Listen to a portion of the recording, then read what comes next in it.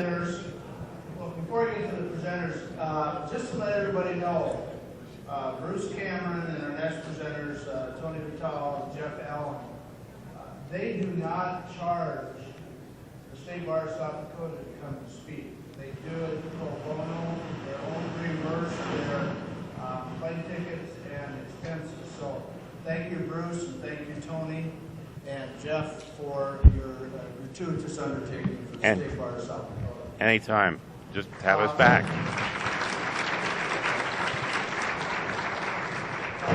Our next two speakers are 60 Tips in 60 Minutes, Tony Vitale Test. and Jeff Allen. Their CVs are in your packet. I would highlight that Tony is a Vietnam veteran, and perhaps Mr. Allen will tell us about what he does as a solicitor of the Supreme Court of England and Wales, and a member of the rolls of the Law Society of England and Wales. Please welcome Tony and Jeff. Thank you.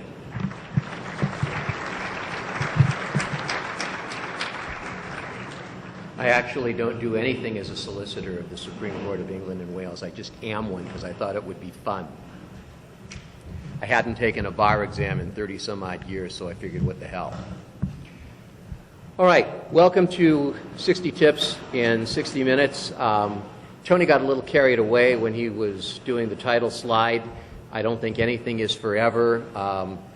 Most of our tips are for today and tomorrow. There's some good advice that will probably last longer than that, but nothing is forever. The reason that we do this program is because we believe that lawyers today, whether they're in solo and small firm practice or in large firms, cannot afford to work without current modern technology. What's all that racket? I think it's bad. Something's interfering with that mic, and I don't know what it is. But I don't know, it's up here. We're having technical difficulties. there's some static that's just keeping on across everything. That just changed it. I don't know what that was, but that just did. All right. That's what happens when you use those Windows computers, Tony. No, it's what happens when you use Microsoft products. Microsoft wireless mouse. All right. Anyway, about 12 years ago, I did a program in San Francisco for California's continuing education of the bar on the 21st Century Law Office. One of the panelists on that program is a friend of mine by the name of Mark Tuft, who is a professor at University of San Francisco Law School and has worked with one of the larger firms in San Francisco. His entire career is basically as an ethicist and an attorney who represents other attorneys when they have difficulties before the California State Bar for various ethical issues. And I asked Mark the question whether or not, in his opinion, we were at a point where an attorney could be charged with an ethical violation for not using modern technology that was available. And Mark's response was that he didn't think we were there yet, but that we were getting close and that we would be there one day. It is Tony's and my position that we're there now, and if we're not there now, if Tony and I are incorrect in that assessment, we are certainly 12 years closer to being there. And I would make a very good argument that the failure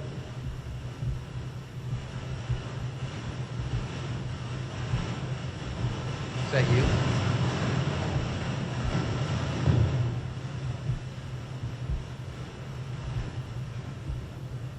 I don't know what that is. I think it's Tony.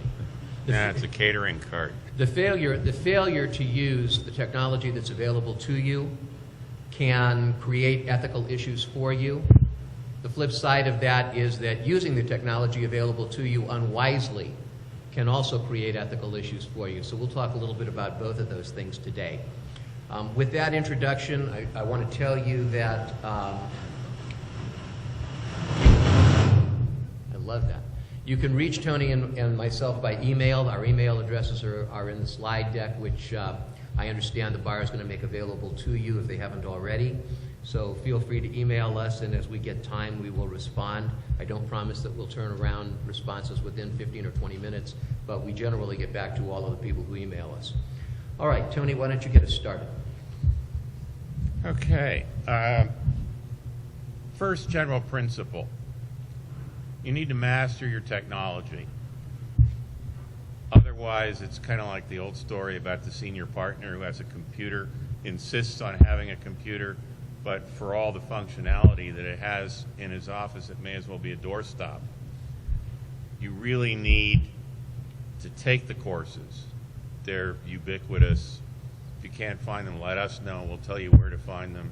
There are books available for virtually every application that run the gamut from fill in the blank for dummies to fairly sophisticated publications for people who are sophisticated, competent users.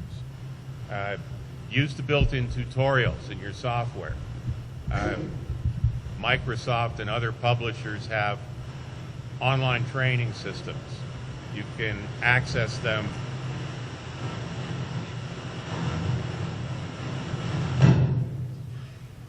from the help menu in most of your applications.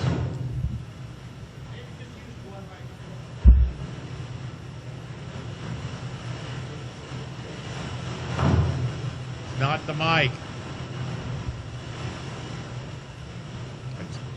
I turned it off. It's still going on.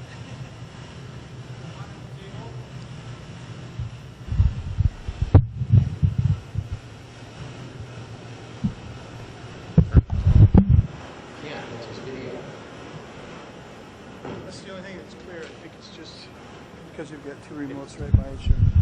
It's not me. Well, let's see if we turn of this. It's some.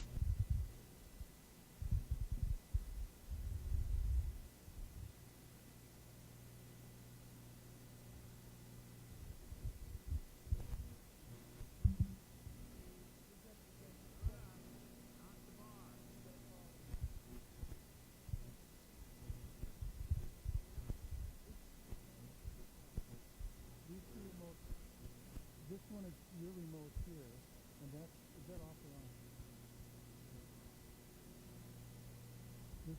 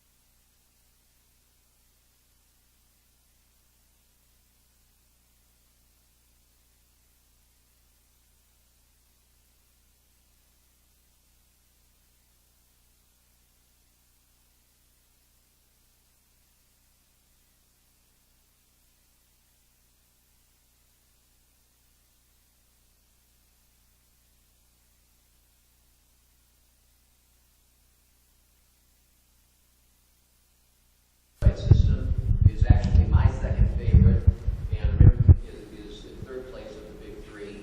I will say, however, that if you want to use something just for email, BlackBerry is still very, very competent when it comes to email. It's also very competent when it comes to being a telephone. It's just that we expect our smartphones to be a lot smarter than handling just email and telephones. And when it comes to being a lot smarter than email and telephony,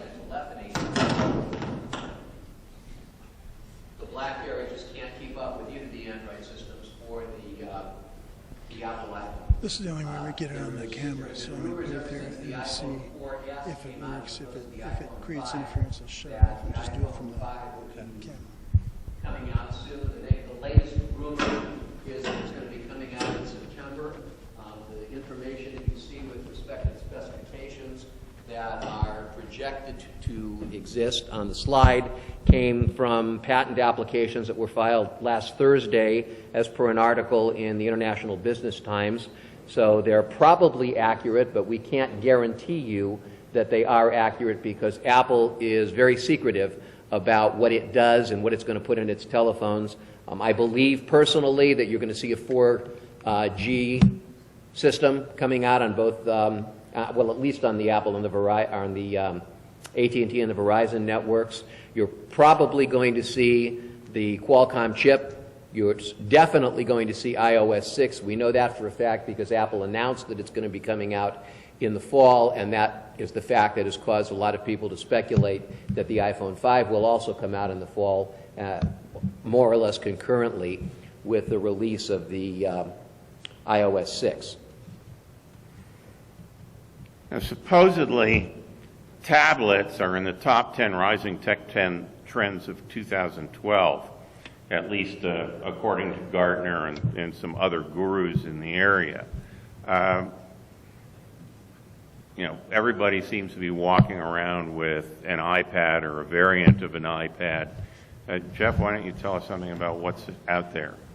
Well, the next tip that I have for you is that you should get an iPad. There are a number of different tablets formats that are out there. And in fact, Microsoft has just announced that they're going to join the fray, and they're going to come out with something called the Surface. I'm not sure where they get these names, but that one doesn't do much for me. I'm not a big fan of the Microsoft products. I'm not a big fan of the Windows operating system. I'm not a big fan of believing that the Surface is going to be all that great. But right now, it's simply vaporware. And right now, there is nothing on the market that will compare favorably with the Apple iPad. If I was going to get anything other than an iPad, my next choice would be a Samsung Galaxy Tab, either the 10.1 or the 7-inch. They're both very excellent, and if it wasn't for the fact that the iPad is so superior, they'd be the top thing on the market. The Apple iPad is superior primarily because of the existence of the Apple iStore. Google Play just doesn't cut it, and that's another bad name choice as far as I'm concerned. It sounds like it's all fun and games. There are some serious apps there, but there are over 500 app choices in the iTunes App Store, and Google Play can't come close to that and may never come close to that.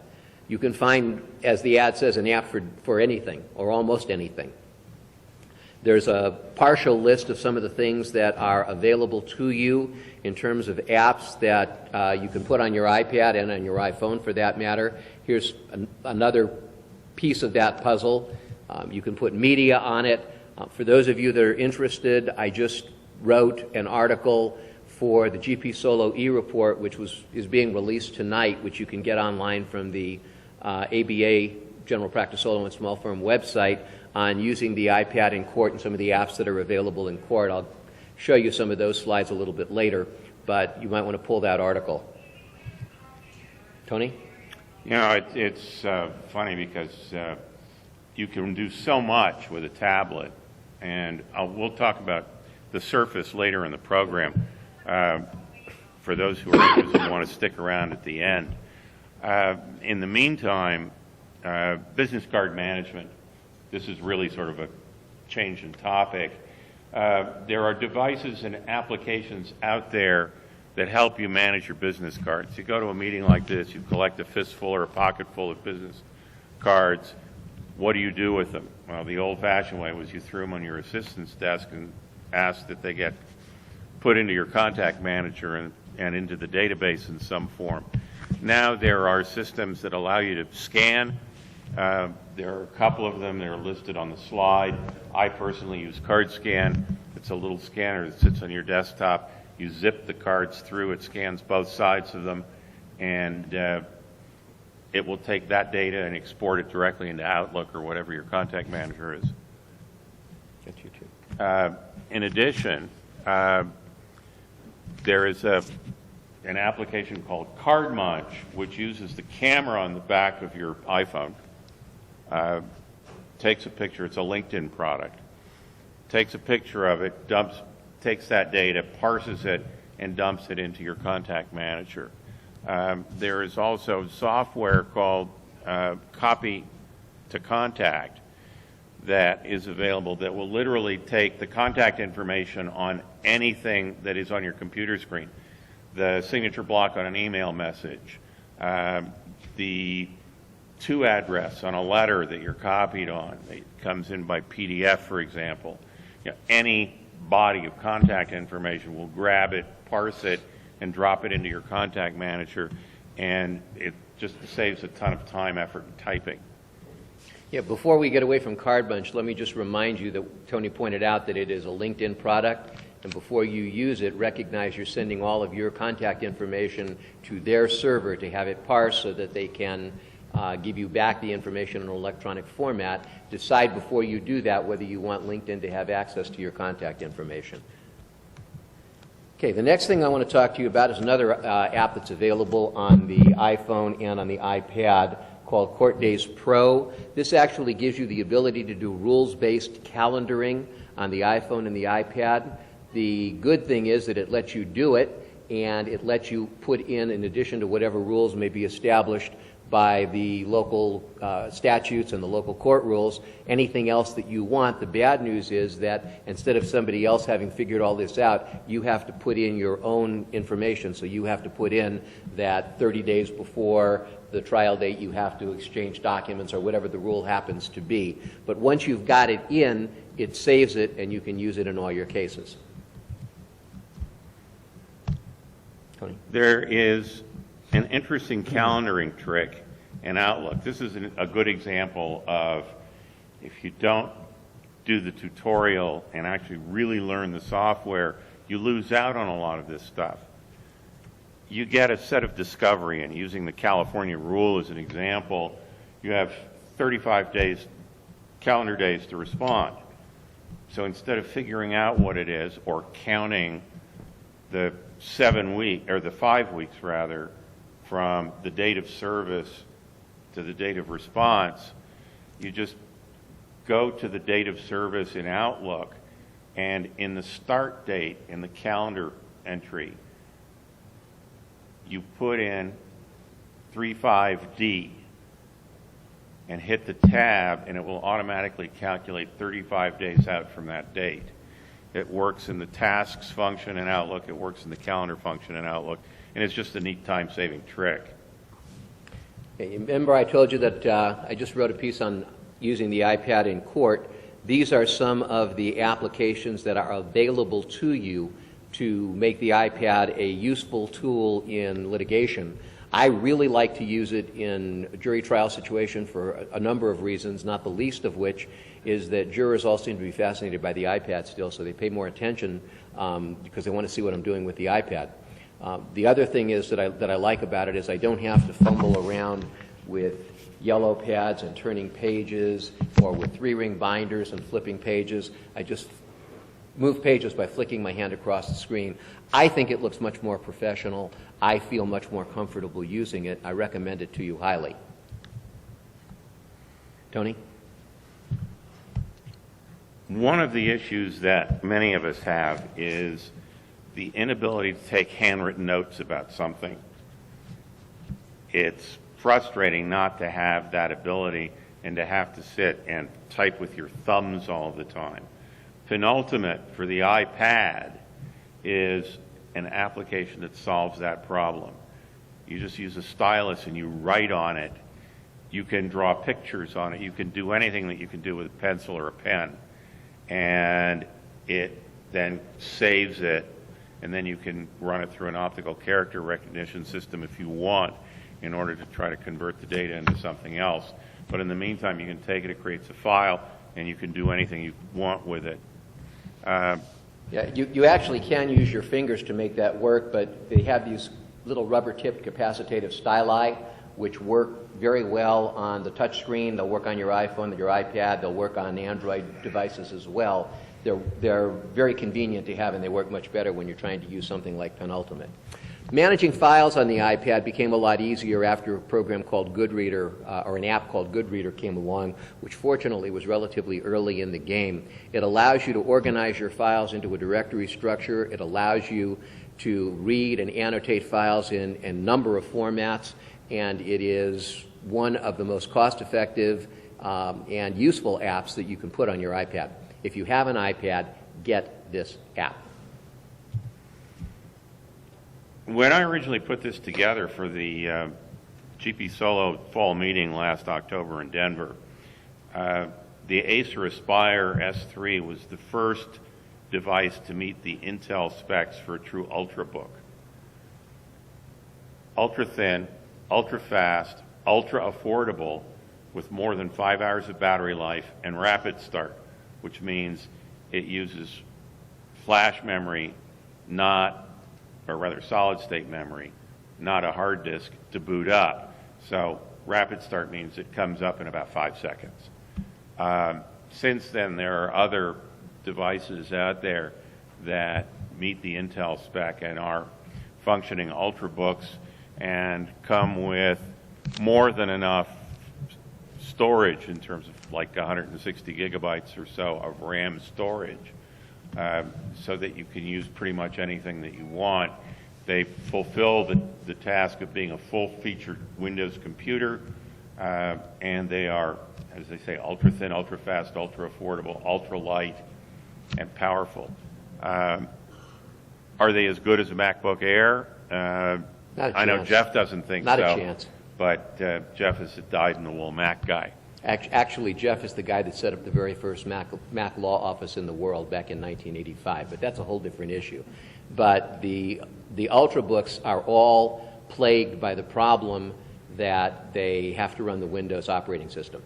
And one of the things, and this is an extra tip that we weren't planning on giving you, but if you're in a solo and small firm environment, you're much better off running on the Mac operating system in most cases, because you can run a Mac network, you can run a Mac operating system without IT support. It's almost impossible to run a Windows system for any prolonged period of time without IT support. And one of the reasons for that is that when you call up Microsoft and you ask them, for help, their tech support department, they usually tell you it's your problem, it's not their problem, it's your hardware, it's not their problem, or you have to reformat the hard drive. But the bottom line is that they often can't fix it. And I've just never had those problems with the Mac. Okay. Other portable devices that you might consider. We've talked about the Ultrabooks, we've talked about the tablets. There are a number of things put out by Barnes & Noble under the Nook name, a number of things put out by Amazon under the Kindle name that are also very useful to you. The Kindle Fire and the Nook tablet are probably the two best in that genre for most uses. They don't compare to the Samsung Galaxy Tab, or at least not favorably. They don't compare to the Apple iPad. They don't even compare favorably to the BlackBerry Playbook, another bad choice of names, I think, in terms of what they can do. But what they do well is they allow you to consume information. They allow you to put on books. They allow you to put on your papers that you have to review in PDF format, and you can review them and carry them around with you much more easily than you can carry a file cabinet full of paperwork or a couple of hardbound books. So they're worth having. I travel with this. I travel with a MacBook Air. I travel with a tablet. I sometimes travel with a Kindle as well. And they're great. And one thing I will tell you that the non-color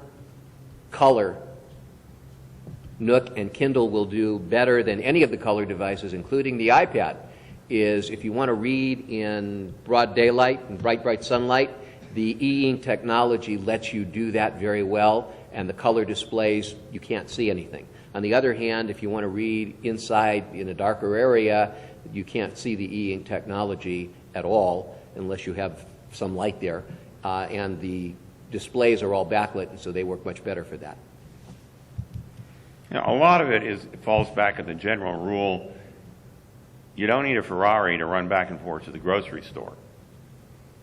But it's a lot more fun. Yeah, it could be a lot more fun. So, but if all you're going to do is drop written material on it to use as a research resource when you're in a courtroom, for example, you don't need an iPad with Wi-Fi and cellular communications technology in it.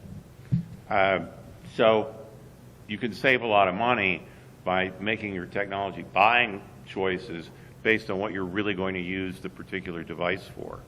All right, the next tip is that you password protect your devices. In my opinion, when it comes to the smaller technology, the telephones, the smartphones, the tablets, the small computers. The world is divided up into two groups of people, those who have lost one and those who will lose one.